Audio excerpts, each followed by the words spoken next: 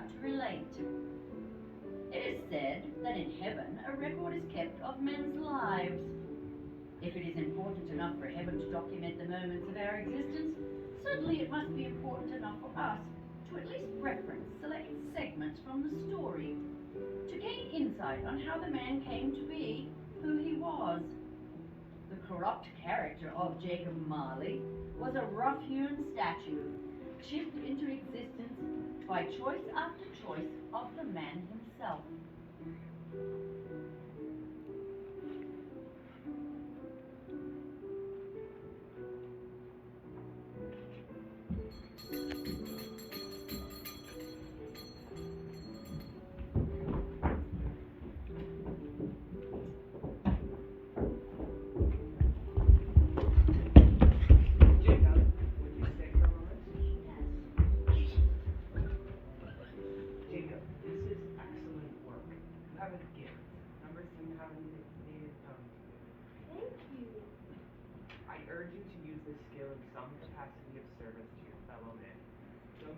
You are without a doubt the single best mathematician I have ever taught.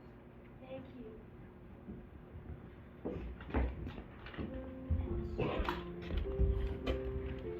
Now that one word held Jacob's attention, the word best. He was the best, and he liked it very much.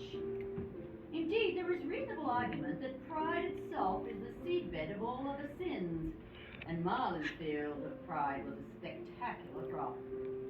He forged his path into his financial profession in an ordinary way, apprenticing through all the ordinary roles. What was not ordinary was his skill in the position. Marley eventually opened his own counting house. As time passed, Jacob confined himself to the narrow environment of the exchange, his counting house, and his investments, cutting himself off from the warmth of family. But Jacob, my dear brother, how can you not find the time to attend your own mother's memorial service? Melinda, here are all the funds required to properly lay our mother to rest. In exchange, I ask only one thing. I'm a busy man and have no time for idle frivolities. Do not attempt to contact me again. But Jacob... We are all adults and must find our own way in this world. If you do not possess the industry, thrift, or intelligence to cover your own debts, that is your pit which you have dug yourself. I take my leave of you and wish you would do so of me as well.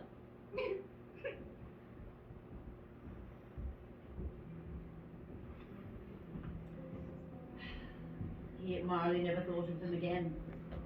He was indeed an unpleasant man, wearing his greed on his countenance. One particularly cold and dreary February day, Marley went out to settle the negligent debt of a young couple living in one of the properties he managed.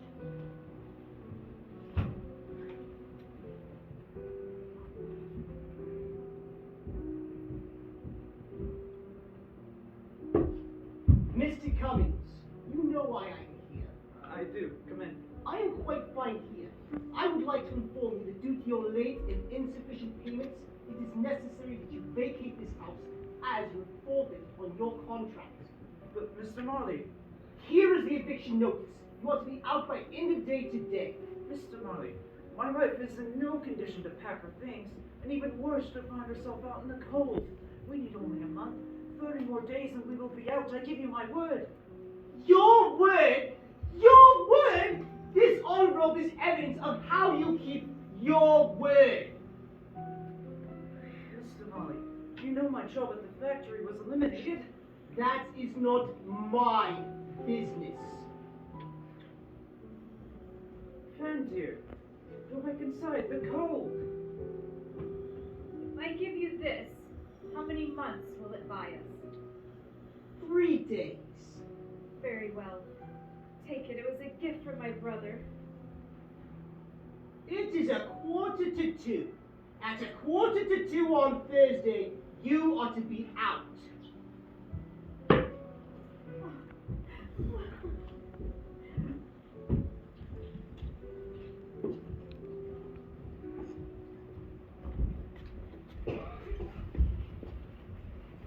It was a little more than a month month after the eviction of John and Fan Cummings that Marley first met Ebenezer Scrooge.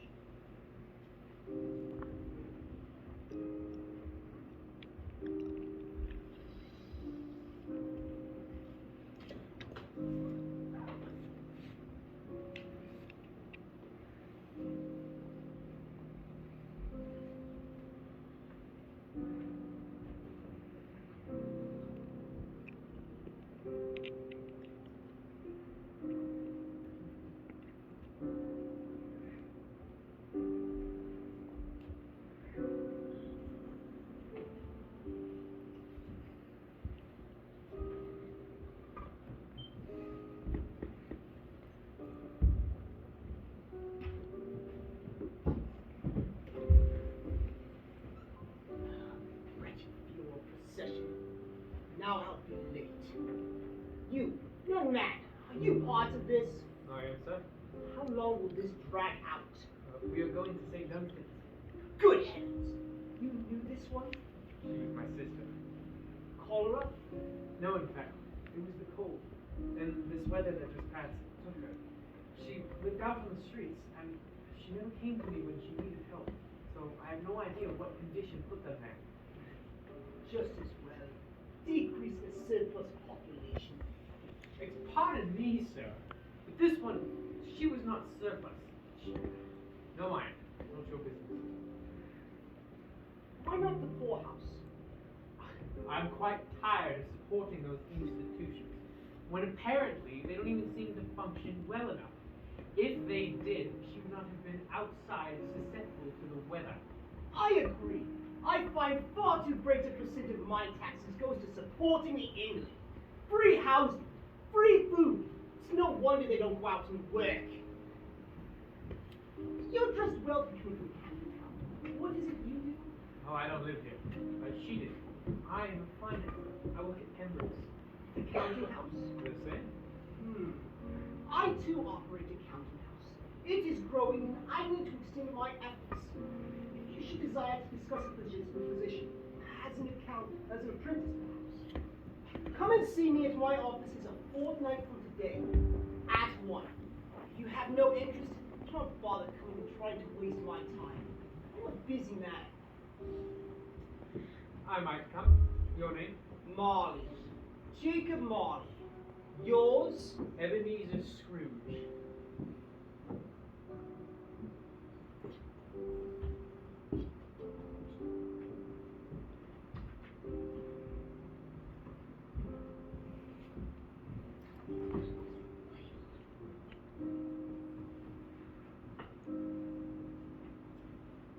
From that moment, indeed, as the clock tower completed its prelude to the chime of 1 p.m., Ebenezer Scrooge walked into Jacob Marley's counting.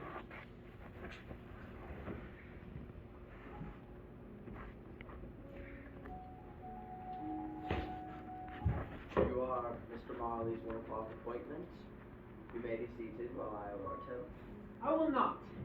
If there is time to sit and wait, then there is no time for me to be here.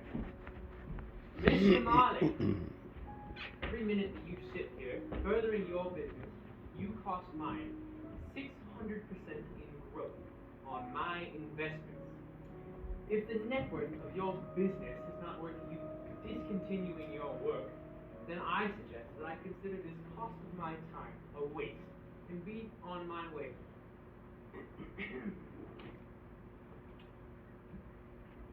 I am currently employed as a junior accountant with 30 shillings a week. And if you were my apprentice, I should gather you would work for no less. Assume I pay you 10% more. I'm not here to be your apprentice. I'm here to be your partner. Ha! Are you married? No, Good. but I am engaged. I urge you, man, to reconsider. Love is perhaps the poorest of all investments. I will consider it.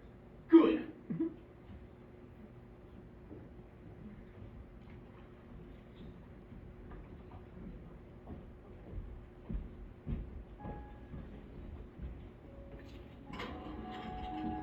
And so the partnership of Marley and Scrooge was born. their partnership, Jacob Marley gave Ebenezer Scrooge the assignment of handling the legalities of the name change.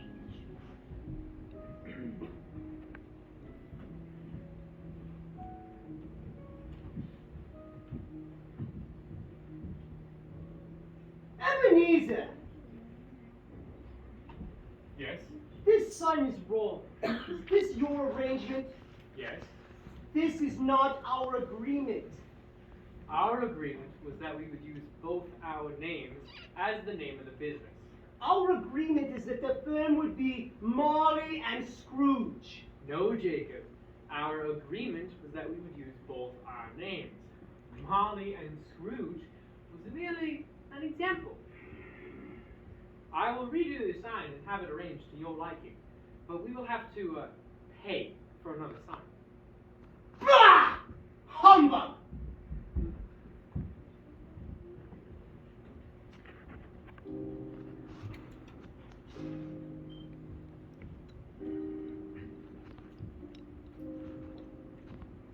And so it stood, Scrooge and Marley. They quickly agreed to divide all proceeds evenly, not for the sake of fairness, but rather for practicality. One could say there was an odd bond between the men that might be labelled friendship. There is a concept of honour among thieves, and this may be the best way to explain it. As the years wore on, the two men grew more mean and more selfish. Marley's health faded as he entered his 70th year. The time had been filled with hatred when he should have been basking in the balm of love. On the morning of Christmas Eve, the end seemed very near.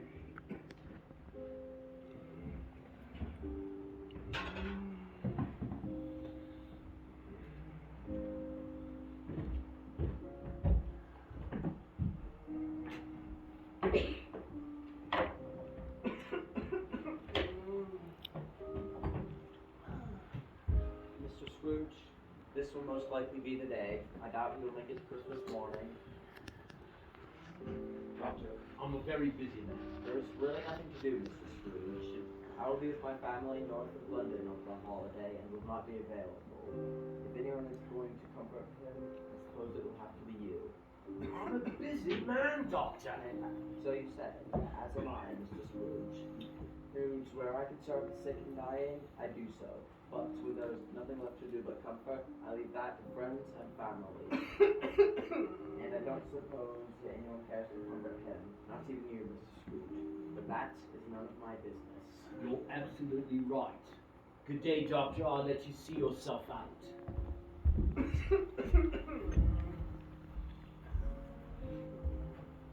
Jacob, I'm a busy man, and I'm going to the counting house to get some work done. If you choose to loiter, that's your choice. I will take care of my business, and you take care of yours.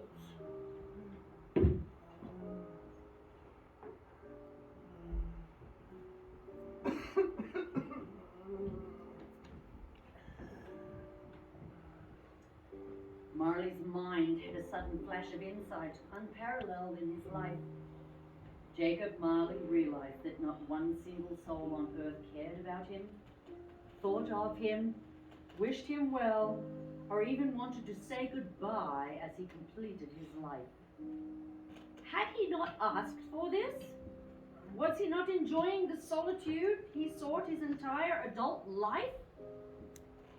Oh, how he craved a friend in his final hours.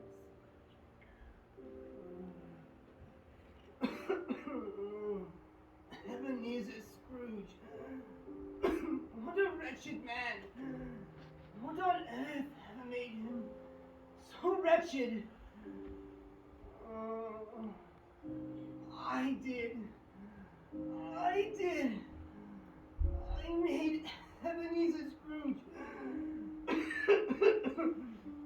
Ebenezer, can you ever forgive me? I forgive you all. But can you ever forgive me? Ebenezer, I'm sorry.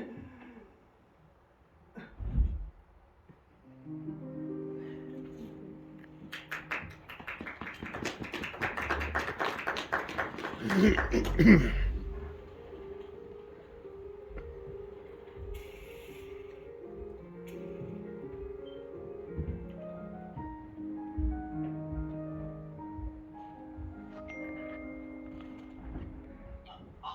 you? No, Jake. I'm merely one who assists in his business. That is all. Spirit, this feeling I feel for you is so unusual, and yet there is familiarity to it. It is love, Jacob. Love. Love. Spirit, this love. I have been a stranger to it. I dare say I should know nothing of it. And yet, as I sit here, I feel I know all about it. How can this be? Because, Jacob, you're completely surrounded by love. Everlasting and unconditional love. Spirit, I am not an ignorant man. I know how I have lived my life. I have not loved others. Why, others' lives have been a bother to me. This love, comforting though it may be, I fear it will be my prosecutor. Love does not prosecute. It seeks neither revenge nor dominance. Love only accepts, completely and without reservation. But, Spirit, I don't have the words. My mistakes. Love must have its limits. It cannot possibly cover all I have done. Love's purpose is not to hide our errors. Love's purpose is to forgive them. It's very different. What will prosecute you is not love, but yourself. How so, Spirit? The clarity of truth will illuminate your soul with understanding, as it has already begun to do. But that understanding will be a burden as well. You had many opportunities in life to serve man. You know this. You should not turn those opportunities into any acts of kindness. Then, Spirit, tell me why I am here and not down there. Your final moments on earth, you opened your eyes for the first time in a long time. Jacob, you apologized, and you forgave. These are two of the greatest gifts one man can give another. But, Spirit, there is something I have done that I cannot survive the torment of without seeing resolution. It is what I have done to Ebenezer. At every turn I have led him astray. He yet lives, and my legacy of greed lives within him, and I fear it will be his doom in the end. Spirit, what will become of Ebenezer Scrooge? The one has lived their life, choosing to take rather than give, to turn their back coldly rather than show mercy. Such a spirit is resigned to wander the earth, to see what becomes of those who suffer for their lack of compassion, to feel the pain of unresolvable regret. This, Jacob, is hell. Spirit, if you stand for the good in all men, you must allow me to do something to help save Ebenezer. Jacob Marley, I will tell you what you can do. But once you hear and understand, I do not know you will want to take that path. What is it? Hold nothing back from me. If you choose this path, you will be resigned to the dreary wanderings we spoke of, and you must face the echoes of your life. This will not be pleasant. You may even forget about Ebenezer, as you are faced with the sorrow you will feel. I understand. You must then be successful in helping Ebenezer listen. Spirit, I can do it. I can get through to him. I think I know the language of what is left of his soul. Spirit, how much time does Ebenezer have? His body is on. Worse, his heart is hard. He has not long. This is all I will say. I must undo the damage that I alone have done. I choose to wander. This path is not an easy one. Remember, you chose this. Farewell, Jacob Marley. Thank you.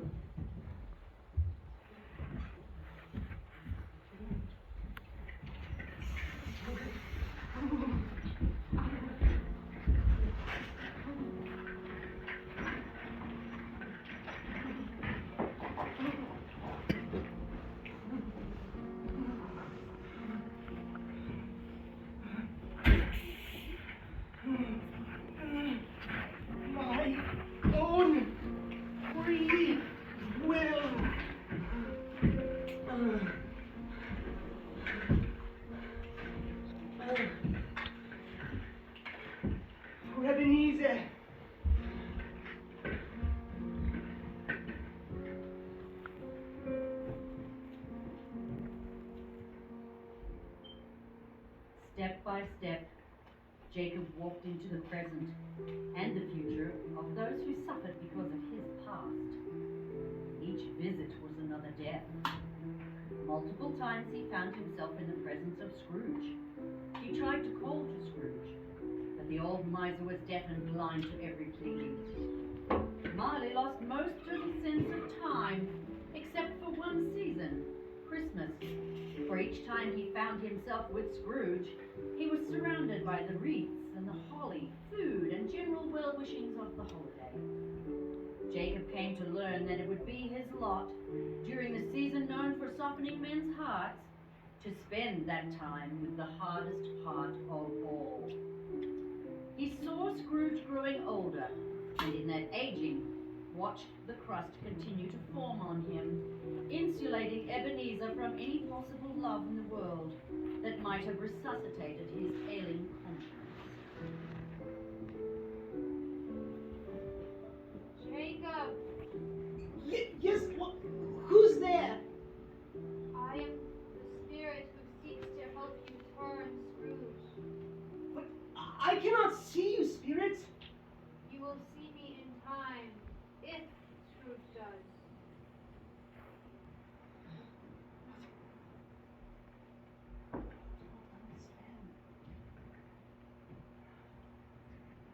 I'll reach Ebenezer. My dear friend, allow me to reach you.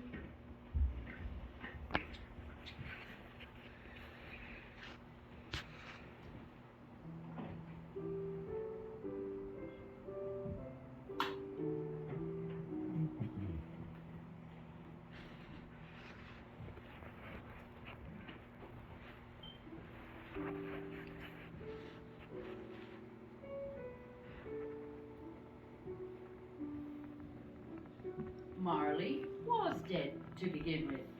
There can be no doubt whatsoever about that. The register of his burial was signed by the clerk, the clergy, the undertaker, and the chief mourner. Ebenezer Scrooge himself signed it, and Ebenezer Scrooge's name was good upon the exchange for anything he chose to put his hand to. Jacob Marley was as dead as a doornail. Now this must be distinctly understood, or nothing wonderful can come from the story we are about to relate. Truth be told, Scrooge only mourned that the expenses of the funeral, such as it was, would be left to him. Why, Scrooge the old miser would never even bother to purchase paint to remove Marley's name from the sign that hung above the warehouse door of their firm. So there it stood for years afterward, Scrooge and Marley. Sometimes people new to the business called Scrooge, Scrooge, and sometimes Marley.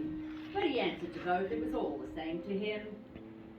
Oh, but he was a tight-fisted hand at the grindstone, that Scrooge.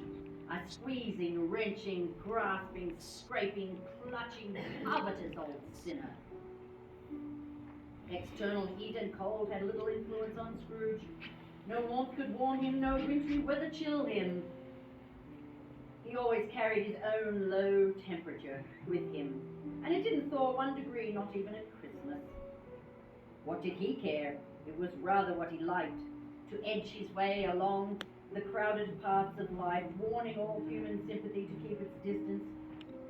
Once upon a time, of all the good days in the year on Christmas Eve, old Scrooge arrived at his counting house.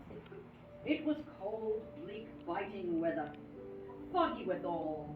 The cold came pouring in at every crack and keyhole. His clerk sat at a dismal little desk, copying letters. Scrooge always kept a very small fire, so small that it looked as if it were but a single coal. But his clerk could never replenish it, for Scrooge kept the coal scuttle on his side.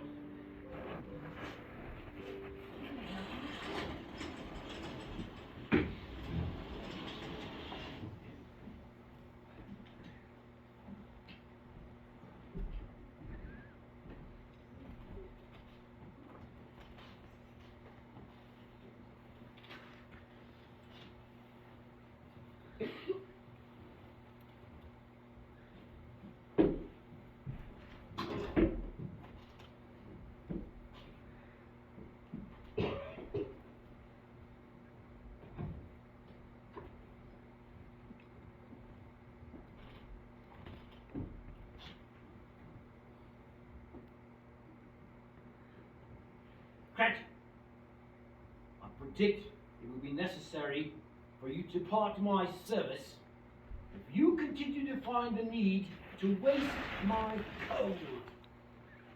Yes, sir. Very sorry, sir.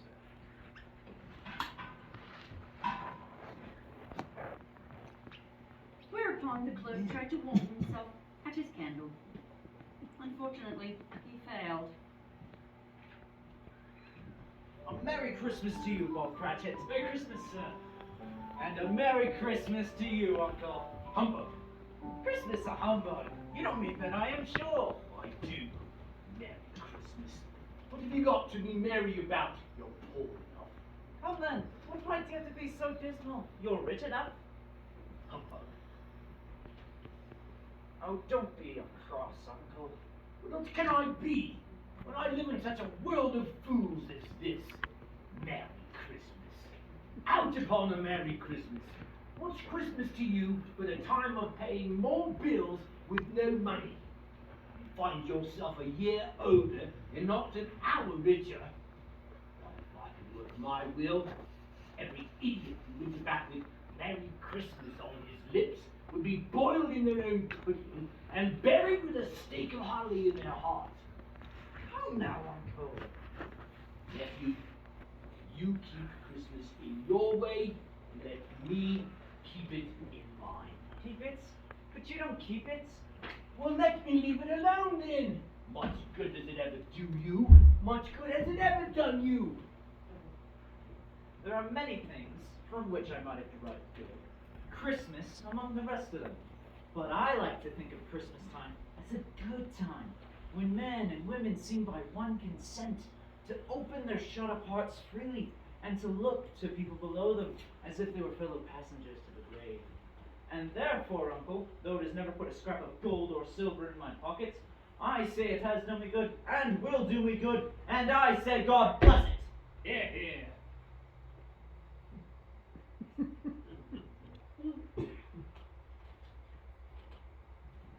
One more sound from you, Cratchit. You'll be keeping your Christmas by losing your situation. You're quite the powerful speaker, sir. It's a wonder you don't go into Parliament. Oh, don't be angry, Uncle. Come, dine with us tomorrow. I'll see you in the humbug. Why, Uncle? Why, Fred, did you get married? Why? Because I fell in love. Because I fell in love. That is the only thing more ridiculous than Merry Christmas. Be on your way. Nay, Uncle, you never came to see me before I married, so you cannot use it as an excuse for not coming now. Good afternoon. I want nothing from you. I ask nothing of you. Why cannot we be friends? I said good afternoon, sir. I am so sorry, with all my heart, to find you so resolute. There's never been any quarrel between us, so far as I know. But I've made the trial in homage to Christmas, and I will keep my Christmas humor to the last. So a Merry Christmas to you, Uncle. Bah! And a Happy New Year. Humbug! Merry Christmas. Merry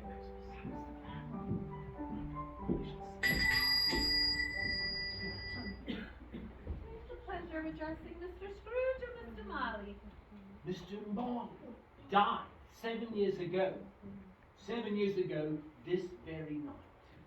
We have no doubt his generosity will be well represented by his surviving partner No doubt, you say. at this festive season of the year, Mr. Scrooge. It is more than usually desirable that we should provide slight provisions for the poor and destitute, who suffer greatly at present time. Thousands are in want of common necessaries. Hundreds of thousands are in want of common comforts, sir. Are there no prisons? Yes, plenty of prisons.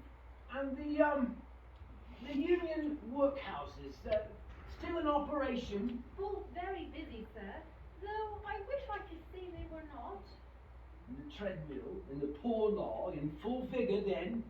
Yes, both, sir. Oh, I was afraid from what you had said at first that something had happened to stop them in their useful course.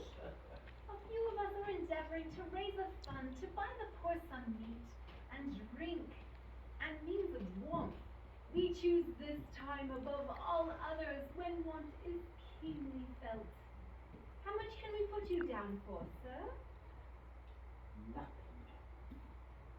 Ah, you mean you wish to remain anonymous? I wish to be left alone. Since you ask me what I wish, that is my answer. I don't make myself merry at Christmas, and I can't afford to make idle people merry either. I support the establishments that I mentioned. Those who are bad off must go there. But, sir, many can't go there, and many would rather die. Well, if they would rather die, let them do it and decrease the surplus population. Besides, that is not my business. But, sir, you could make it your business. It's enough for a man to mind his own business without interfering with that of others. And mine occupies me greatly at this time. Good afternoon, ladies. But, sir, would you not I read said good afternoon.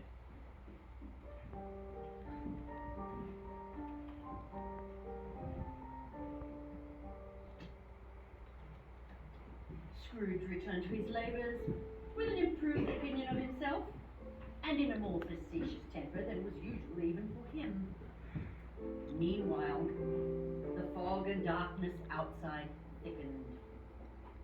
At last the hour of shutting up the counting house arrived, and with it Christmas Eve.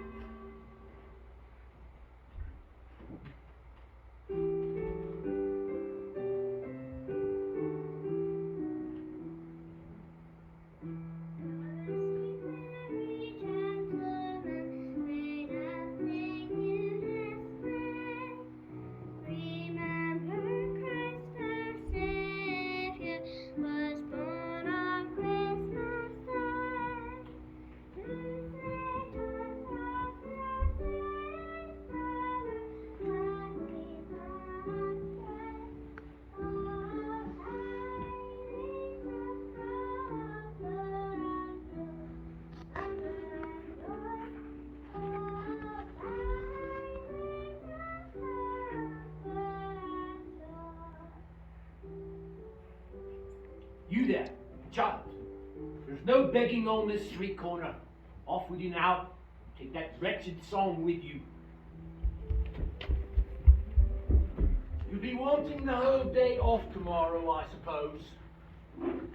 If it's not too inconvenient, sir. Well, it's not convenient, and it's not fair. Why, if I were to knock you half-crown for it, you'd think yourself ill-used, I'll be bound. But you don't see me ill-used for giving a whole day's wage for no work done, eh? It's only once a year, sir. Well, a fine excuse for picking a man's pocket every 25th of December. But I suppose you must have it. Be here all the earlier the next day. Yes, sir. Very generous of you, sir. Yes, it is. Thank you. And Merry Christmas. My clerk. 15 shillings a week, and a wife and a family to provide for, and he goes about with Merry Christmas on his lips. The whole world is going mad. I'll retire to Bedlam.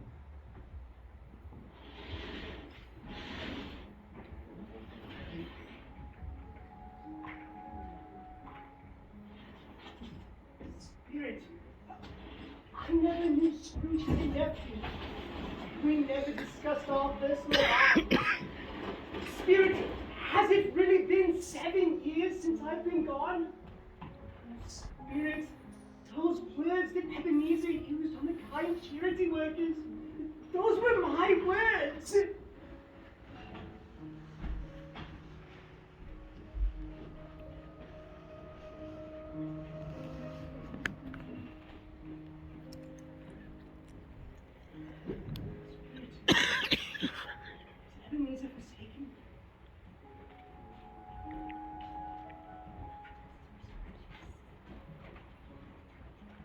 That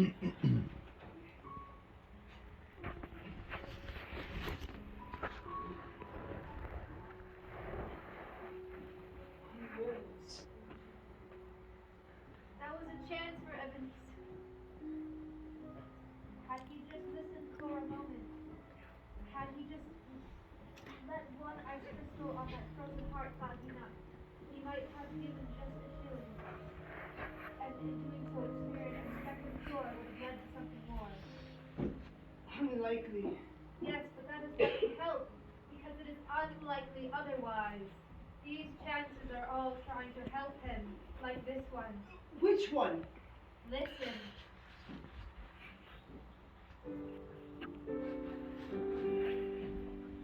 Oh, come, all ye faithful, joyful and triumphant. Oh, come ye to Bethlehem. Come and behold him, born the King of What is the meaning of this? This is a public wayfair. Out of my way! Out of my way! Humbug! Humbug, I say! Out of my way! Merry Christmas! Humbug! Humbug! Out of my way! Public wayfair! Idiots! Oh, come let us adore him. Oh, come let us adore him who Christ is Lord. They all tried. The carolers? Were they all prompted too? Are spirits really so involved in men's lives? Mankind is involved with men's lives. We only help them to know how. Oh, Ebenezer.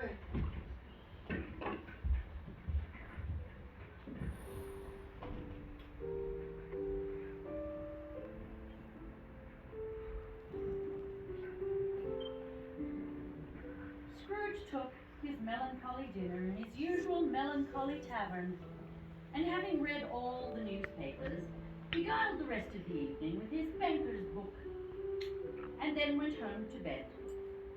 He lived in chambers which had once belonged to his deceased partner. They were a gloomy suite of rooms, and the yard was exceptionally dark. Now it is a fact that there was not one thing at all particular about the knocker on the door. Let it also be borne in mind that Scrooge had not bestowed one thought of his 7 years dead partner since earlier that afternoon. Scrooge, having put the key in the lock of the door, saw in that knocker, without it undergoing any process of change, not a knocker but the face of Jacob Marley.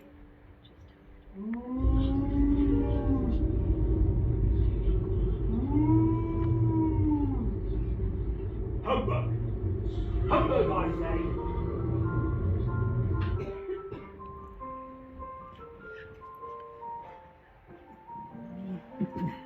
Scrooge entered his house and slammed the door behind him.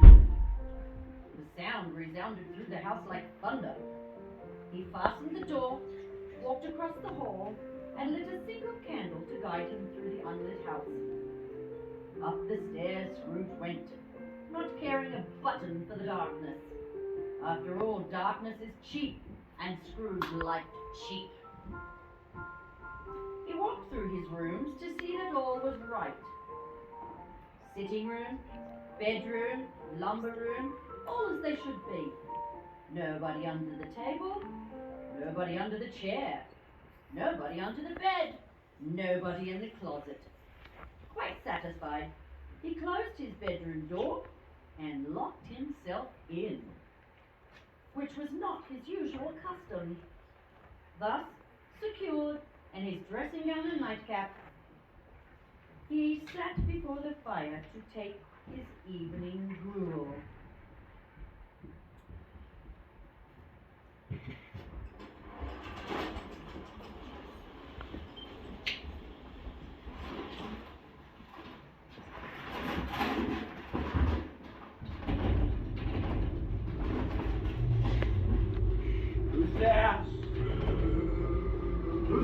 I say. It's a humbug. It's a humbug, I won't believe it. What now? Ebenezer Scrooge! Who are you? Ask me who I was. Who was you then? In life, I was your partner, Jacob Marley. Well, in that case, can you sit down? I can. Well, do it then.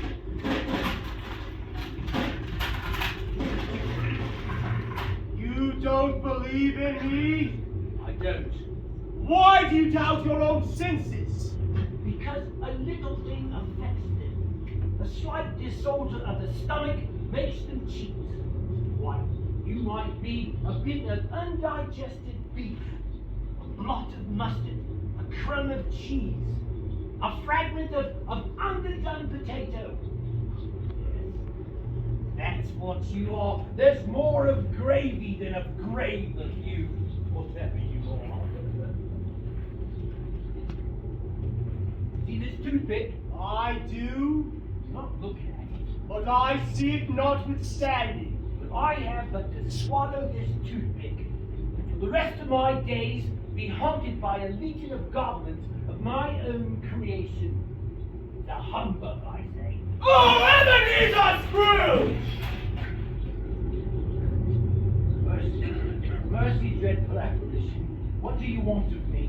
Man of the worldly mind, do you believe in me or not? I do, I must. But why do spirits walk the earth, and why do they come to me? It is the fate of all mankind that the spirit within should walk abroad among his fellow men and travel far and wide. And if that spirit goes not forth in life, it is condemned to do so after death. Doomed to wander through the world and witness what he cannot share, but might have shared on earth and brought to happiness. Jacob, you're fettered. Tell me why. I wear the chains I forged in life. I made them link by link and yard by yard. Of my own free will I made them, and of my own free will I wore them. Tell me, is this pattern strange to you? Or would you recognize the strong coil you now bear yourself? It was full, as heavy and long as these 7 Christmas Eves ago. I stood by invisible and watched you toil on the many a year. It is a ponderous chain. Speak comfort to me, Jacob. I have none to give, Ebenezer Scrooge. The comfort you seek comes from other ministers, to better kinds of men. I cannot rest and I cannot linger anywhere, for in my life my spirit never walked beyond our counting house, and it is a weary journey that now lies before me. 7 years dead and wandering all this time? The whole time, with no rest and no peace. Well, I must say, Jacob, with all that time, you must have covered a great quantity of ground. Captive, bound in double iron, not to know that no space of regret can make amends for life's opportunities misused. Yet such was I. Oh, such was I. But Jacob, you were always a good man of business. Business! Mankind was my business. The common welfare was my business. Charity, mercy, forbearance, and benevolence were all my business. The duties of my trade were but a drop of water in the comprehensive ocean. It was my business. This time of the rolling year I suffer most. Hear me! My time is nearly gone. I will, Jacob, but don't be hard on me. And don't be flowery, I pray. I am here tonight to warn you that you have yet a chance and hope of escaping the path I now tread.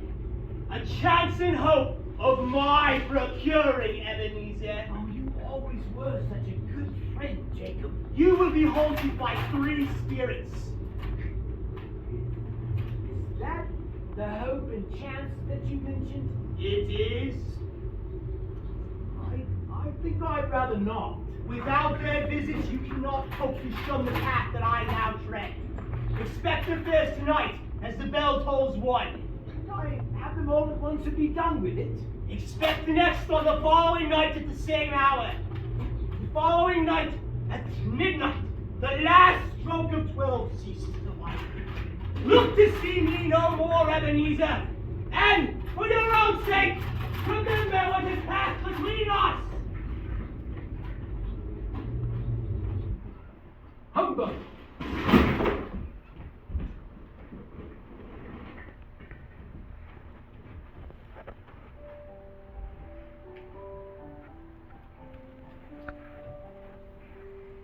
Whether from the emotions he had undergone, or the fatigues of the day, or his glimpse of the invisible world, or the conversation with the ghost, or the lateness of the hour, much in need of repose, Scrooge went straight to bed, without undressing, and fell asleep upon the instant.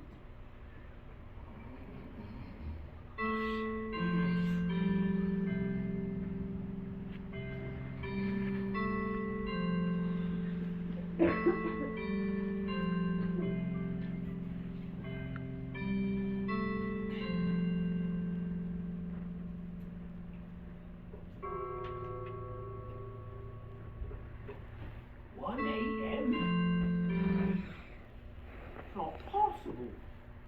It was after 2 when I went to bed. It's not possible I slept all through the day and into the next night.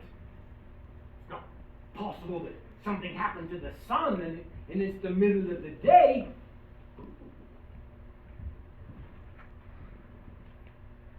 Are you the spirit whose coming was foretold to me? I am.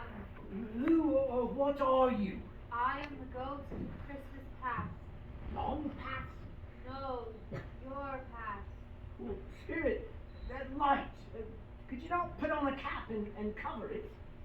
Would you dare put out with worldly hands the light that I give? My apologies, spirit. I meant no offense. What business brings you here? Your welfare. I can't help but think that a night of uninterrupted rest would be more conducive to my welfare. Your reclamation then. Rise, take heed, and walk with me. Spirit, are you going to go through the window? You forget I'm mortal. I'm liable to fall. Bear but the touch of my hand, and you shall be upheld.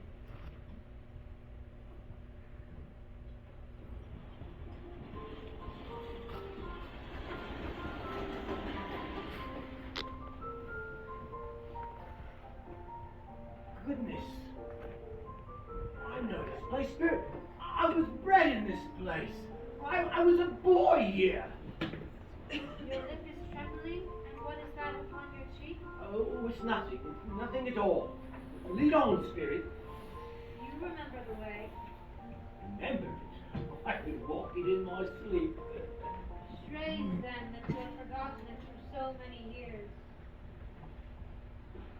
I know those boys. Every one of them. Boys, it's me, Ebenezer, over here. These are the shadows of the things that have been. They have no consciousness now. And here lies still a solitary boy neglected by his friends. Do you know him well? Yes, I do. I'm reading Ali Baba. Good old honest Ali Baba. And Robinson Crusoe. I remember this particular Christmas very well. I was left here all alone with no one but those characters to comfort me. Oh, my poor former self. Poor boy. I wish that... Oh. What is the matter? Oh, it's too late now. There was a girl singing Christmas carols outside my business last night, and I just wish I could give her something, that's all. Let us see another Christmas. Ebenezer! Ebenezer! Dear, dear brother, I've come to bring you home, dear brother. Bring you home. The whole little fam? Yes, home. Home for good and all. Home forever and ever. Father is so much harder than he used to be. That home is like heaven. He spoke so gently to me when day and night when I was going to bed. I was not afraid to ask him once more if he might come home. And he said yes, you should. And sent me in a coach with me. You should become an apprentice and go into business and never come back again. But first we have to be together all Christmas long and have the merriest time in all the world. You become quite your own little fam. Here, a present for this Christmas. Oh, why thank you, Ebenezer. It's beautiful. Now come, we've got no time to think. Come, Ebenezer, come. Always a delicate creature, whose breath might have withered. Yes, but I'll not gainsay that, Spirit. She grew up and died, and as I think had children. Yes, one child. True, your nephew Fred. Yes. Come.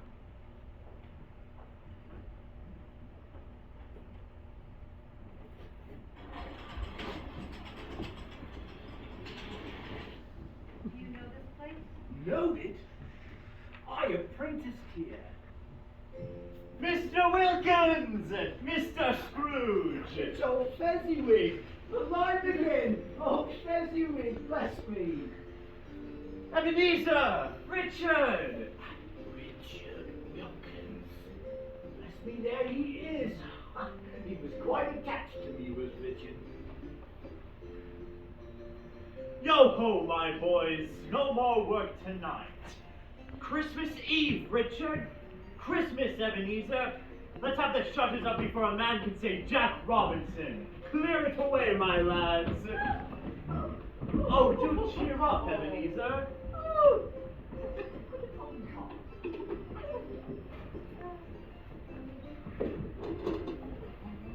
How about a dance?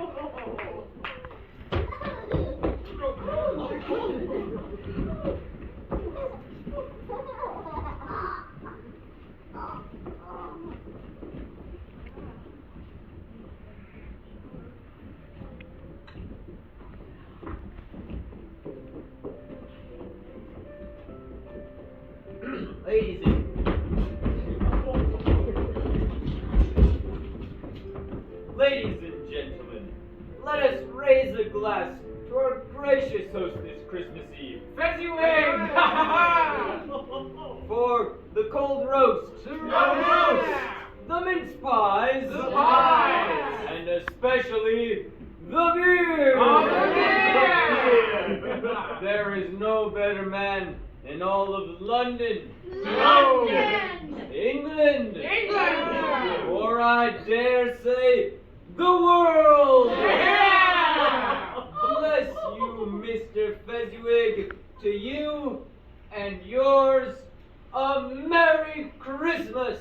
Merry Christmas.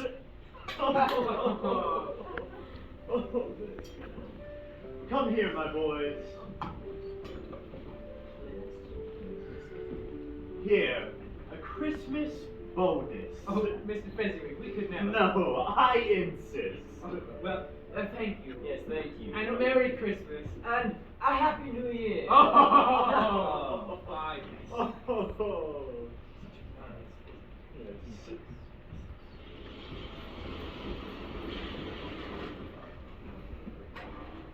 Fezziwig had spent 3 or 4 pounds of your local money. Is that so much where he deserves his praise? Well, It's not the money so much, Spirit. He has the power to render us happy or unhappy, to make our service burdensome or light, a pleasure or a toil. His power lies in words and things so slight and insignificant that you could never count them up. Yet the happiness he gives, it's as if it cost a fortune. What is the matter? No, nothing. Something, I think. Well, I'd just like to have a few words with my own clerk, Bob Cratchit, just now. Follow me this way.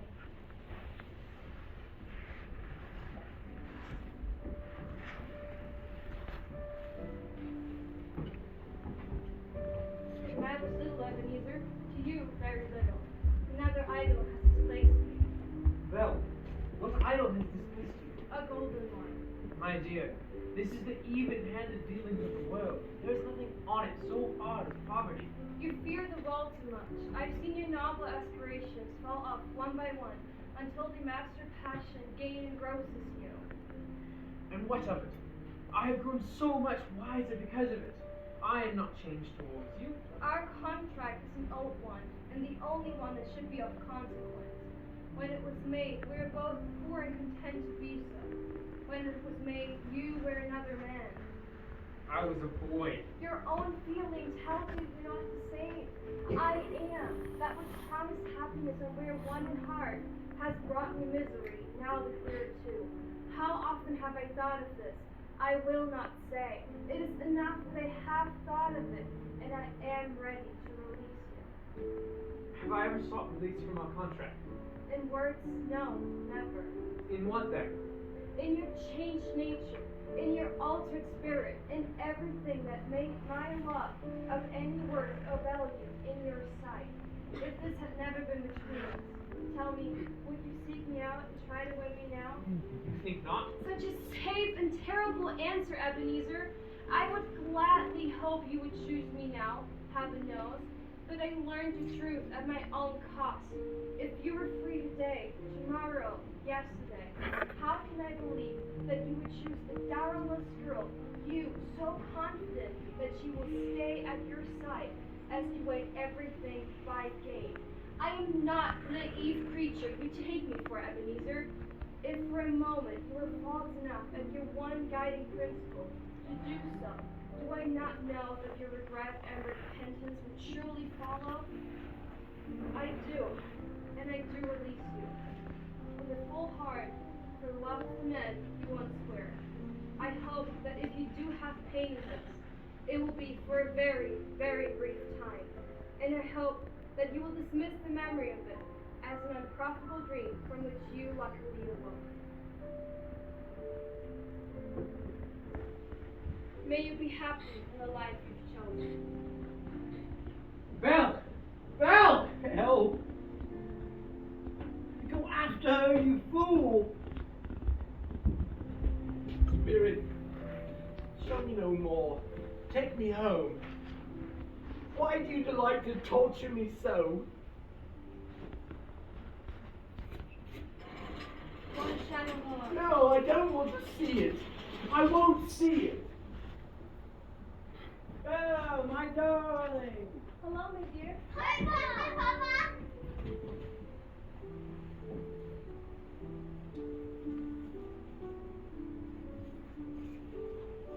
You're off to bed, both of you, with Nana.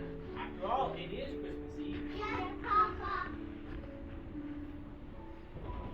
I stopped by the Bank of England today, and I met an old friend of yours. Oh, who was it? Yes. Yes.